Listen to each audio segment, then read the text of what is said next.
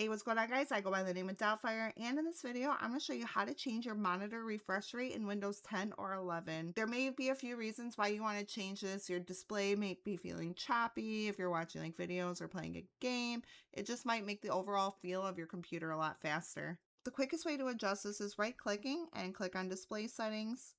And then if you scroll all the way down, you should see Advanced Display. And you can see the different monitors that you have. So right here, I have Display 1.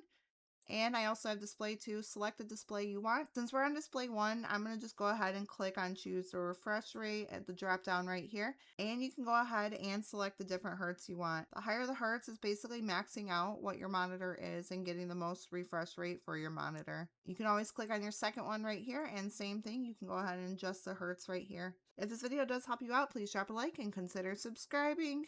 Have a good one.